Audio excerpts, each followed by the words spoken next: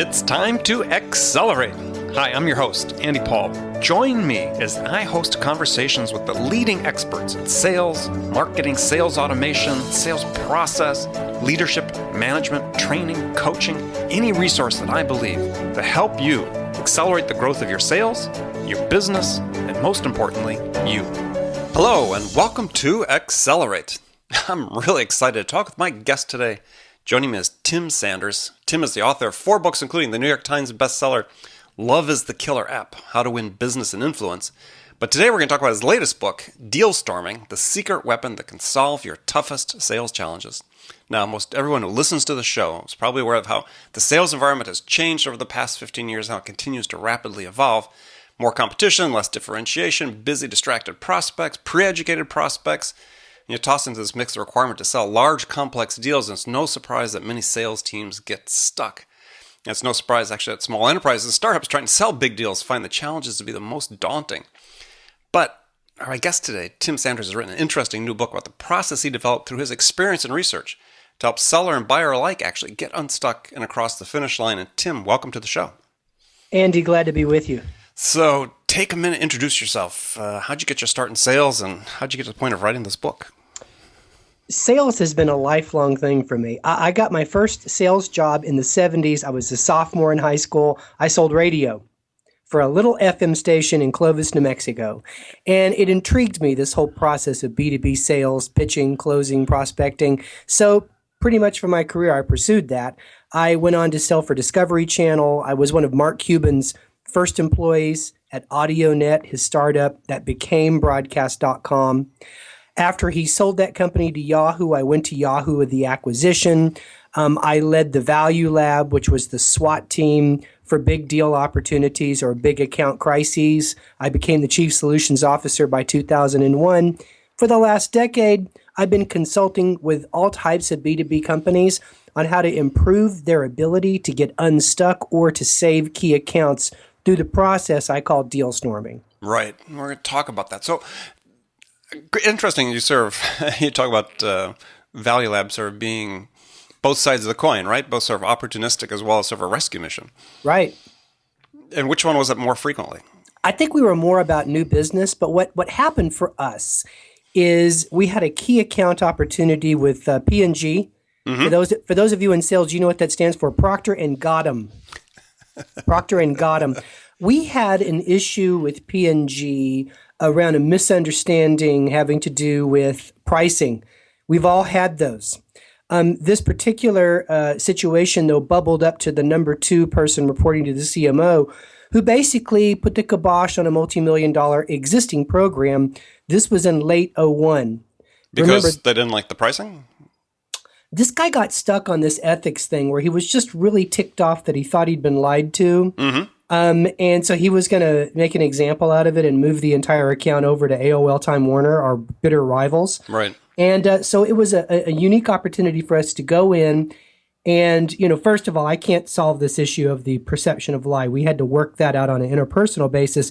But what we had to do was use the Value Lab research facility to create a really good A/B for them to understand how much performance they lose by moving to AOL Time Warner by spite. And it had to be more than 20% performance for this guy to get over it. So that was really unique. So we kind of backed into proving value to save an account. And after that, it kind of changed my job.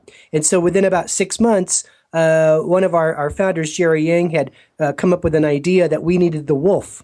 You've seen the movie Pulp Fiction, right? So the wolf. Right. So the Chief Solutions Officer, that's what I did. So basically, I worked on big opportunities / big crises, because what we learned, Andy, is it's the exact same process. There is no different process in collaborating around winning a new piece of business or bringing back a key account that's gone away or in danger of going away. So, we know now the sales environment has changed. I talked about it in the open. It's diverse, dispersed, hyper-competitive, rapidly commoditized. It seems like the whole process of selling a big deal becomes, an order of magnitude more difficult, especially if you're a smaller company.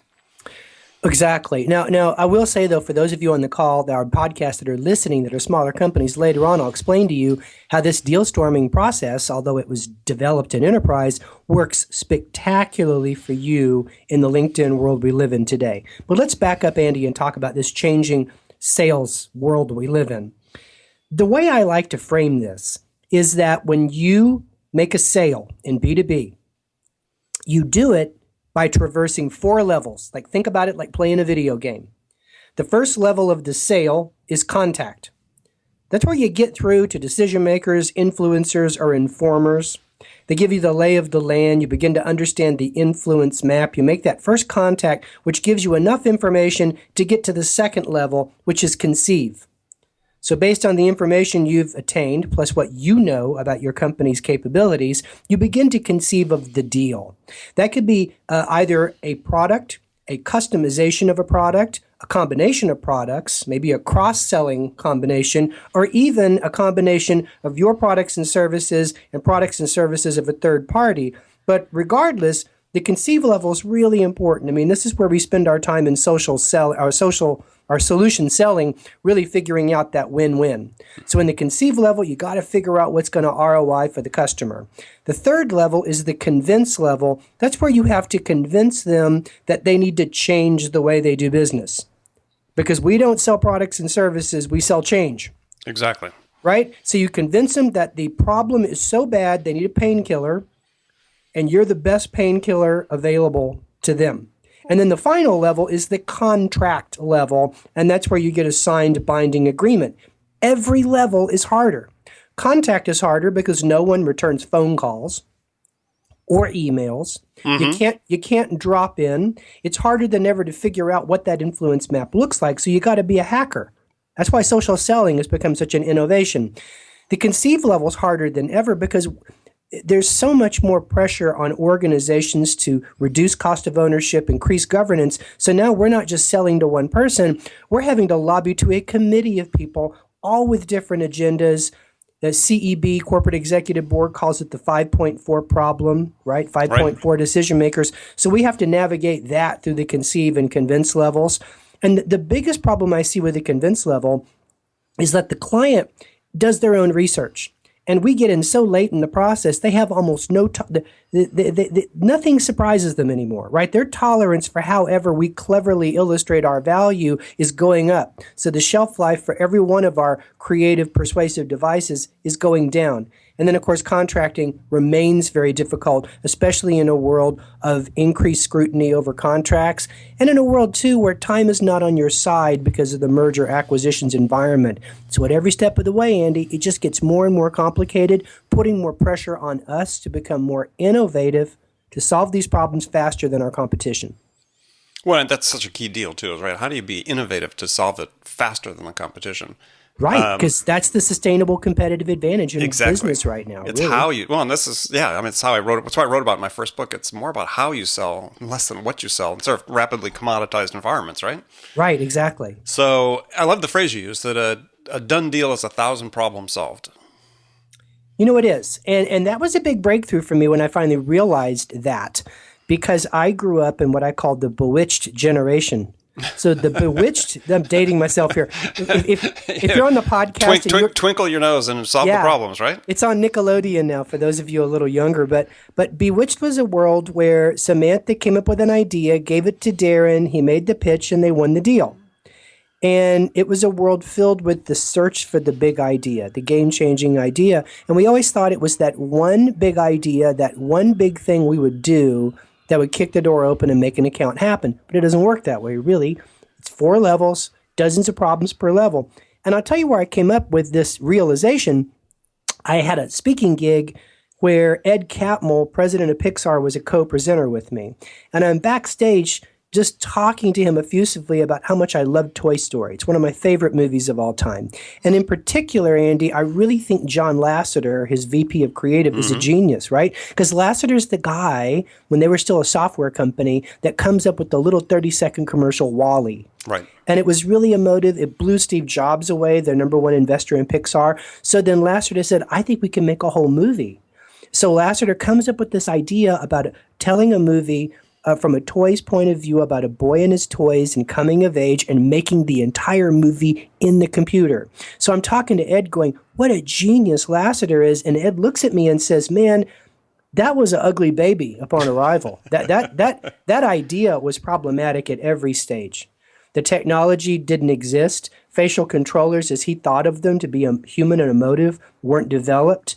We had funding issues. He said, we had such scripting issues. Disney shut the film down on Black Friday 9 months in. He goes, I never thought the film would get made. And then he looks at me and says, Toy Story, the movie you love, was 1,000 problems solved. And he demystified that myth of creativity that we all live under, that it's the one big idea. And it really changed the way I approach deal solving, right? So everything then was like, I'm not looking for the big idea. I'm just looking for the next best play. And it can be a little thing. Like in one situation, we're stuck because the client doesn't believe our internal reporting about ad effectiveness. So we're going to go get Nielsen. We're going to invest 30 grand and they're going to analyze our ad effectiveness. Is that a big idea? Not in the scheme of things, but was it the next best play? Absolutely. It got us one step closer to landing that $7 million deal.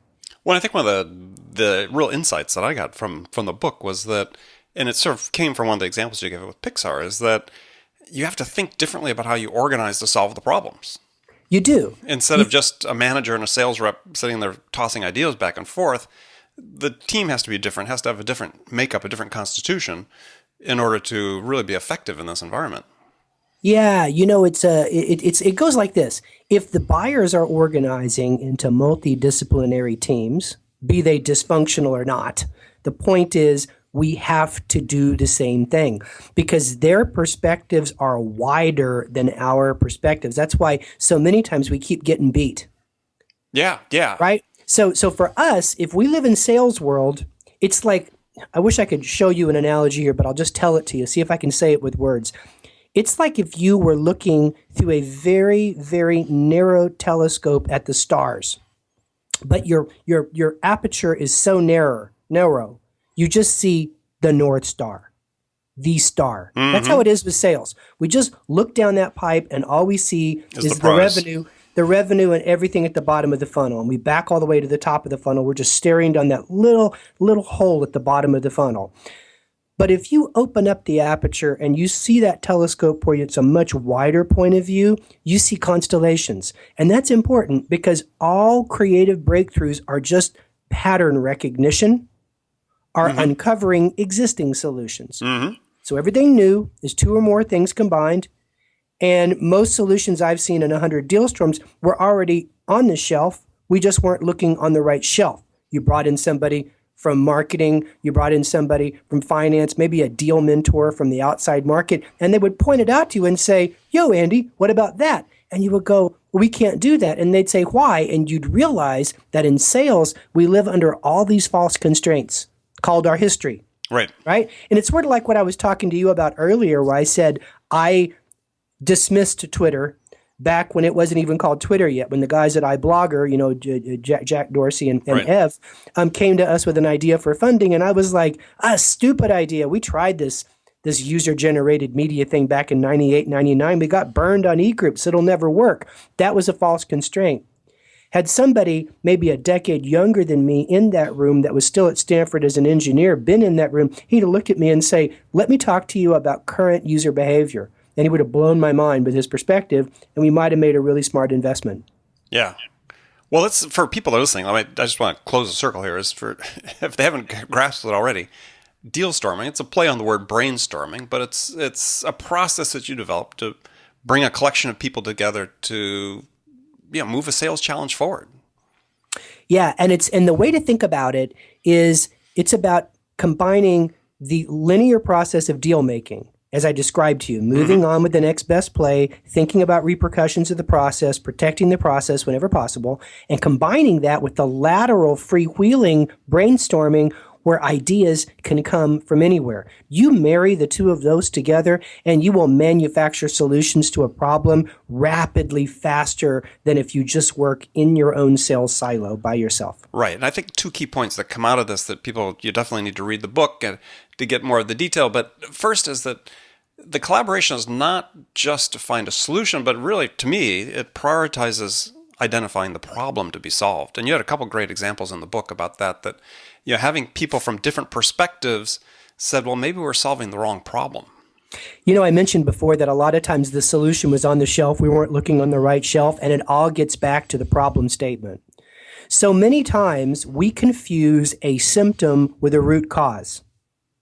Think about it from a medical standpoint. It's like if you went to the doctor and said, I want you to fix my runny nose. Mm-hmm. And he says, well, it might be nice for us to approach the, bacterial sinus infection behind it. Because I can dry your nose up right now with a spray, but it's going to keep coming back. That's how a lot of salespeople behave when a deal gets stuck or an account goes in crisis, is they look at the symptom.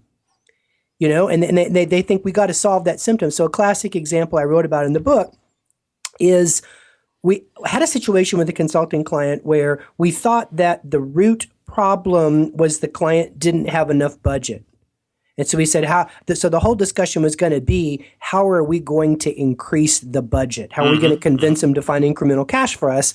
And because Dealstorming allots at least 15 minutes for debate, candid debate about the problem statement, and because it wasn't just sales world in the room, it was marketing, operations, delivery team, and even a revenue recognition person, there was somebody that was a visitor to the group that had actually been on the client side in a similar situation, and they debated whether that was a symptom or the root cause. In other words, the client said, all we're going to pay you is $250K for this program when the program should be $500. And they're saying that's what the competitor will do. That's the maximum. You're going to have to make it work. What had happened was that the salesperson didn't realize that they had failed to credibly differentiate their product, which was rich media advertising, from their competitor's offering, which was flat display.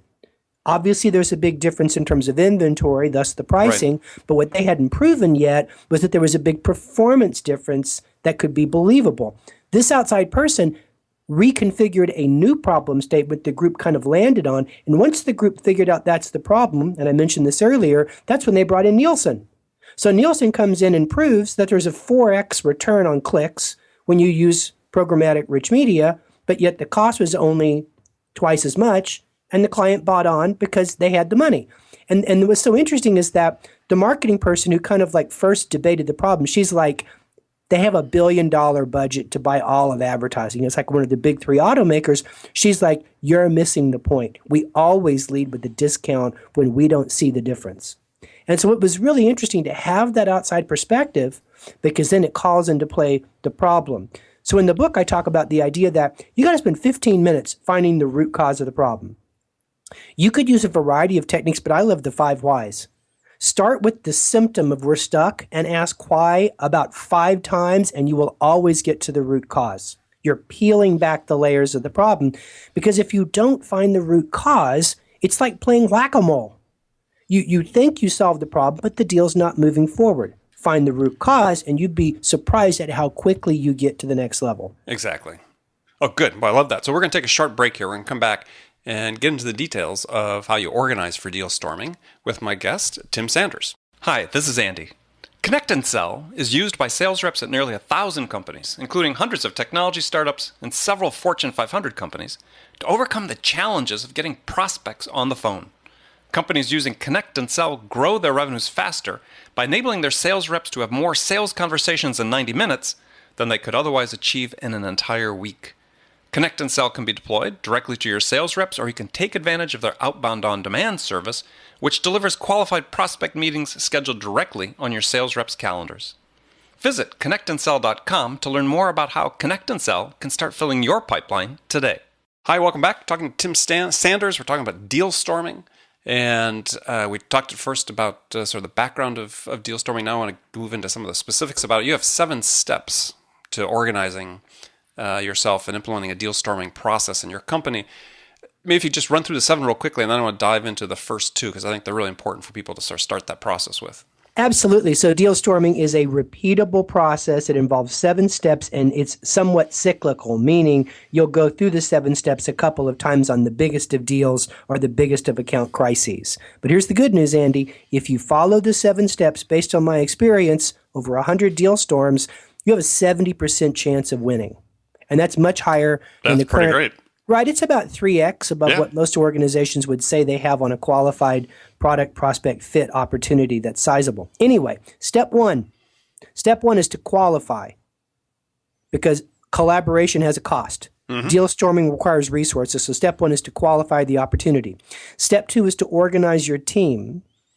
You will organize your team based on who has the biggest stake in the outcome and who are the experts about your problem space. Okay. To use a football analogy, the line and the skill positions. Okay. Right. Step number three is prepare. This is a really important point here. Chance favors the prepared mind. The reason brainstorming fails is because you're throwing people into a room, dumping information on them, snapping your fingers and saying, okay, ideas. Creativity researchers will tell you incubation is where all the breakthroughs happen. Meaning, if you're going to have a deal storm meeting, you plan it to happen on Tuesday, and you send a brief to everybody by Thursday that has all the details and an assignment for them to think about before the meeting, and that changes everything. Step number 4, convene. I didn't just say meeting, I said convene. You bring the team together, and in less than 2 hours, you set the next best play. You follow clear ground rules, you follow a clear agenda, and the account executive, not a senior executive, should be the facilitator of the meeting. Right. Step 5, execute. Time is not on your side. A lot of things can go wrong. Your key influencers can leave. The company can get bought. A new competitor can swoop in. So it's all about rapid execution. And I talk about the idea that it's critical that you start and finish all execution with a prototype. Whether it's a prototype of a process, prototype of a creative element, maybe if it's a new way, you're in the convince stage, but a prototype is worth 1,000 meetings. Step number 6, analyze. Analyze whether the play you chose is leveling up, whether you're making progress, whether you need to change your team, whether you need to close down the deal storm, or whether you've won the deal. And then finally, step 7 is to report. It is critical that you report progress to your team members, show them respect, let them know what happened, close the loop. And when you find an innovation that changes the game and breaks through, and it's new and it's appropriate, then escalate it to senior management so they can test it a few more times and make it the new way we sell. Because the only reason to think outside of the box is to make it stronger, and we do that with reporting. Okay. So let's focus on qualified to start with. So every deal that's difficult doesn't necessarily warrant a deal storm. Right. I mean, you want to create a deal storm that is in direct relationship to the strategic value of the opportunity and its degree of difficulty. So a deal storm can be, I call it the rule of 3. Like 2 people is not a storm. That's just 2 people. But 3 people can, especially if one person is outside of sales, right, that can be a small deal storm. Let's call that, the trio of justice, right? Or even the Fantastic Four. So you might only have 3 or 4 people on what you would consider a medium-sized deal. But it's difficult, but you still think it's worthy of approaching. And it could also be a medium-sized deal in terms of how it breaks you into a new market. As the deal becomes more important, either because of its revenue, because if you're a small company and you're breaking it into a new space, what it means to your reputation and position, as the importance goes up, the size of the team grows.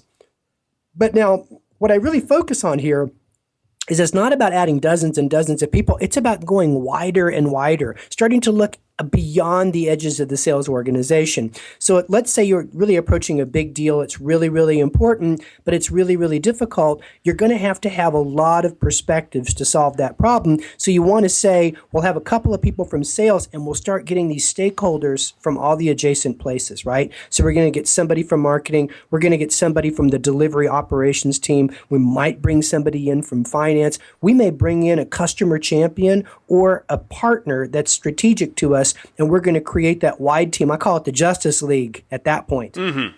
But you're going to qualify against that simple formula: strategic value times degree of difficulty equals a score. And in the book, I have a table for this, right, so you can look at it. But one thing I'll say is, as you qualify the team and you decide how many you're going to have on it, a really good thing I read is research that says it's always one fewer person than you think you need. Because here's the challenge. the more diverse perspectives you bring together, the more fault lines you have to manage, okay? Because everybody's got their own agendas. So you're bringing all these people together, it's a little harder to get everybody to go from me to we. But you can do it. But just remember, you get too many people in the room, you could be as dysfunctional as your buyers. Right. Now, one of the key things, though, is that you do have instances, though, where your sales process is being properly applied. A deal is stuck. It doesn't necessarily warrant bringing the cost of bringing these resources together to do Dealstorm. Right. I mean, sometimes it's either you're going to need to try it with a different target.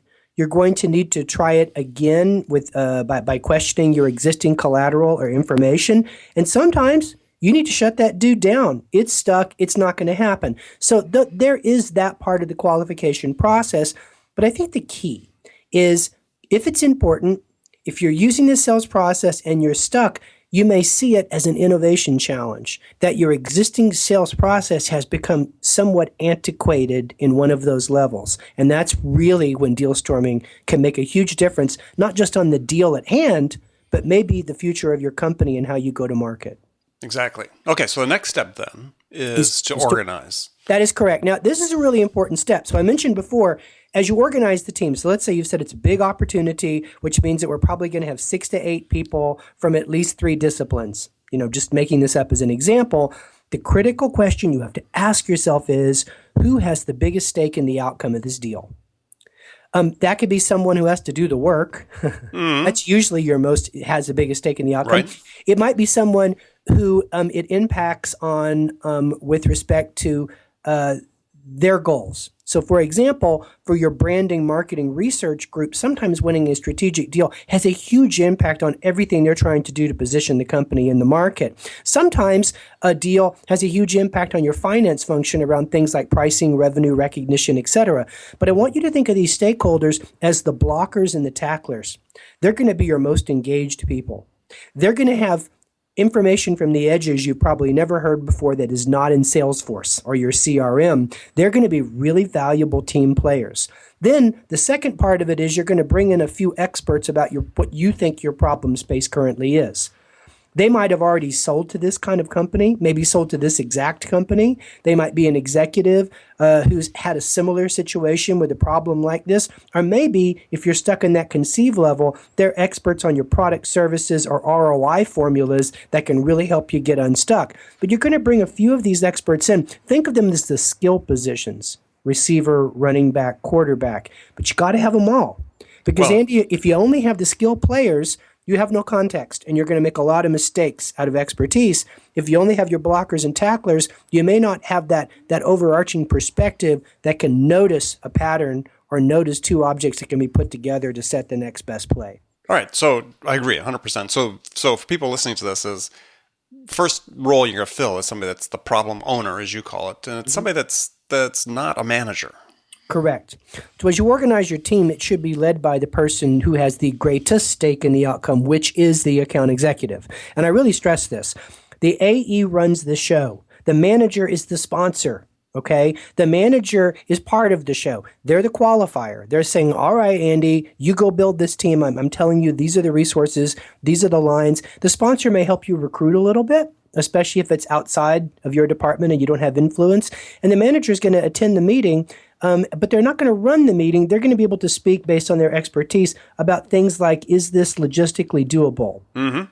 Or will I go have those meetings on your behalf? And then quite frankly, they're going to coach that AE later about how well they ran the meeting. You're going to have an information master, or a scribe, as we used to call it, and that person's going to make sure nothing slips between the cracks that's said in the meeting. Because I don't want the AE to have to be writing everything down. I want them to be able to really get everyone in the room to reveal what they know and share what they think. And so we've gone through the roles. So there's the AE as problem owner, there's the manager as sponsor, there's the information master as scribe, and then everyone else, we call them resources, because they're just bringing ideas and they're bringing in the willingness to do work to the project.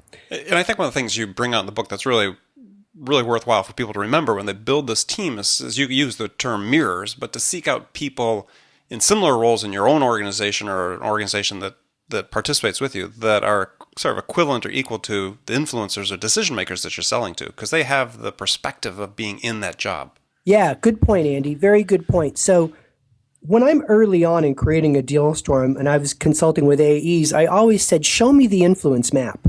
I need to understand who are our champions, who are our beneficiaries, who are our blockers, and who are the sign-offs. And there's a map you can draw up of all of them. You kind of look at it, and if you draw that map up, you're going to be like, we're stuck here. There is a sign-off person, the Chief Information Security Officer, that's getting in the way of our SaaS play. Right. Because that CISO is risk averse and they just want to buy the big three. So we have a problem. Well, you know what? Let's bring in our CISO or a CISO at one of our partner organizations. I used an example in the book from a company called Firemon that did that. And it's like a Vulcan mind meld where that CISO comes in and says, well, what you guys don't understand is how a CISO reports. Do you realize that we don't report like you would think to the CTO? We usually report to the CFO. So all we're concerned about is unforeseen costs of technology integration. And this thing looks scary. Yeah, so completely changes your value proposition at that point. We're like, oh my God, so what if we did a deal where it's a fixed cost and if anything going in's wrong for systems integration, we own that problem? CISO goes, no, that's going to be a breakthrough. I'm just kind of making this up as an example, but only a mirror could tell you this.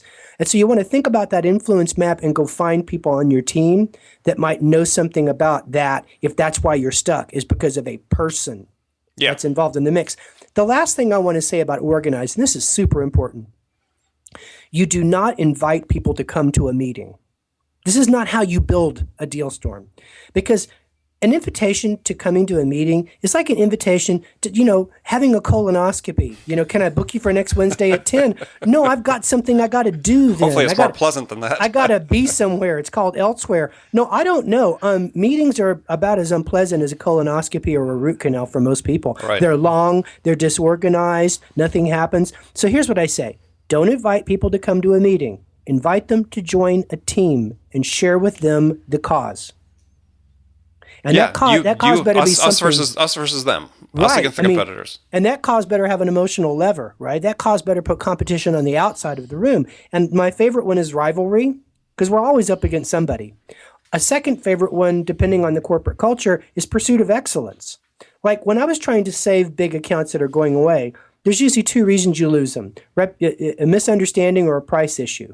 And so I would always evoke excellence in the right organizations that were focused on that as what brings us together, regardless of whether we care about that $2 million deal from a revenue standpoint.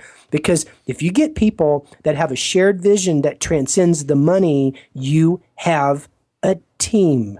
And in a real team, people reveal what they know, share what they think, march to a common goal. But most importantly, Andy, they look out for each other and they share their excess capacity to create synergy. Excellent. Love it. Love it. Well, for people, we're going to give you information in just a bit about where you can find out more about the book and to get your hands on it. It's really, I think, an important, essential read for anybody that's working with major accounts or big deals these days. So we're going to move to the last segment of the show here. I've got some standard questions I ask all my guests, and the first one's really a hypothetical scenario I pose, which is, and you're the star of that show, is that you've just been hired as a new sales leader at a company whose sales have stalled out. So what two things could you do the first week on the job that sort of have the biggest impact? I'm going to go Columbo inside that company to find out what its capabilities really are. Because usually when sales go really south, there's only two reasons. They've lost sight of their product prospect fit, or their sales process is obsolete against the market opportunity. Mm-hmm. So step one is always to figure out what is our product prospect fit. And I'm going to go beyond the products or services. I'm going to go to the history of them, the stack, the technology or the intellectual property stack that sits behind them. Mm-hmm. And I'm going to try to understand more about the existing partnership chain. So that's step number one. And I really believe it's the most important step. It reminds me of the Abraham Lincoln quote, however it really was said, that if I had 6 hours to chop down a tree, right, I'd spend 4 hours sharpening my axe. Right. And then the second thing I would do is I would have a lot of discussions with key customers, with my salespeople right by my side, not to belittle them, to understand their purchase user experience. Because that's going to help me understand where the process works or doesn't work. And I guess if there was a third step, We would take a look at our competitors' sales process, especially the ones that are outperforming it, and we'd overlay it on the existing process. And sometimes it's like the tide goes out and you can see all the bones, Right. on the shore. So those are my 3 steps. Go Columbo. Talk to some key customers, but don't disrespect your salespeople by doing it without them by your side.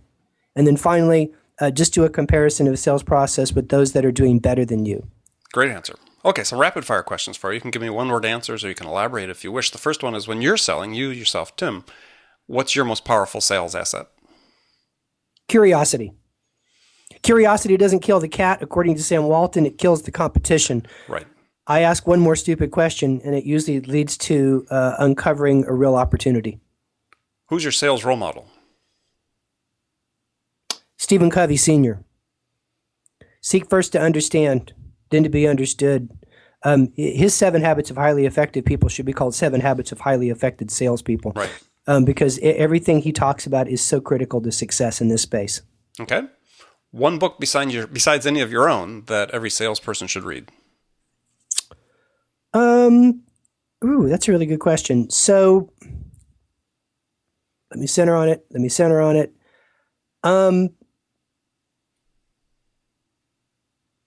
I'm going to say Give and Take by Adam Grant. Surprising answer maybe, but here's the idea. If you're an otherish type person, you will gather better information, whether it's inside the company or out in the field.